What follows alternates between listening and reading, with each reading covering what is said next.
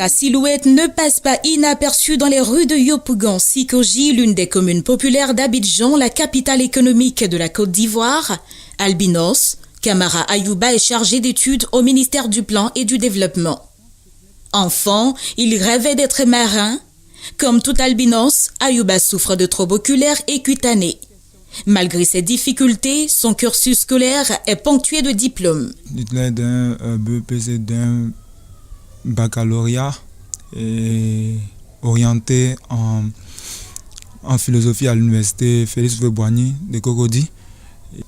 J'ai obtenu aussi ma licence et un master en recherche en épistémologie et en philosophie qui me permet aussi d'enseigner dans les écoles, ça et là. Il y a eu aussi le BTS en RHCOM, en ressources humaines et communication.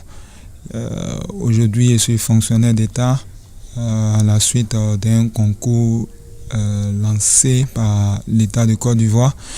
Ça me fait aujourd'hui 2 ans que je travaille.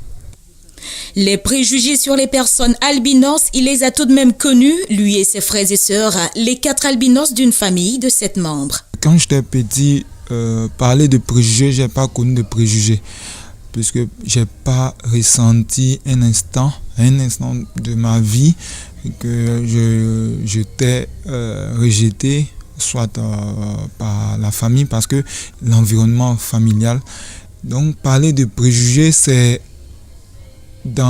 comment on appelle là dans ma vie après l'adolescence, ayant grandi, que j'ai compris qu'il y avait des préjugés vis-à-vis des personnes vivant avec l'albinisme.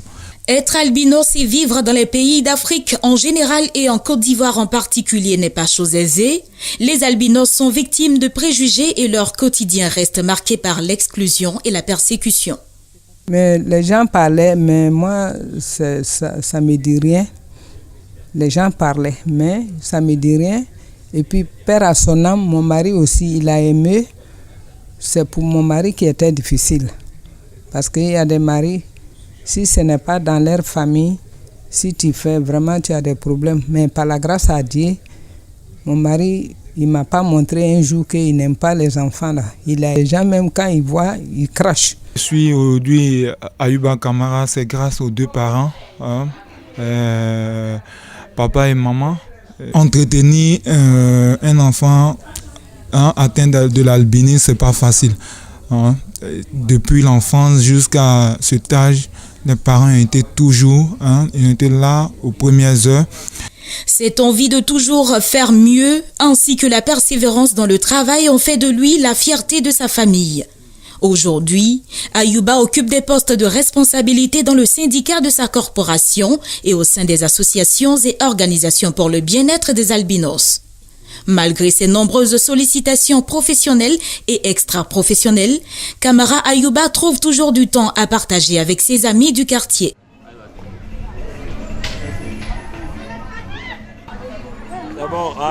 Mon plus grand rêve, c'est d'être chef d'entreprise demain.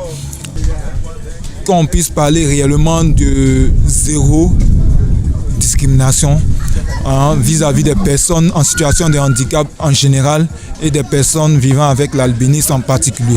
Tout comme Ayouba, nombreux sont les personnes vivant avec l'albinisme qui aspirent un jour à une profession dans la société.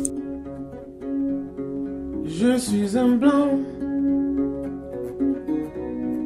mon sang est noir. La vie se rappelle, la vie se rappelle. Ainsi, comme le chante Salif Keita, la vie peut être belle pour les personnes vivant avec l'albinisme si l'on se débarrasse de tous les préjugés et stigmatisations à leur égard.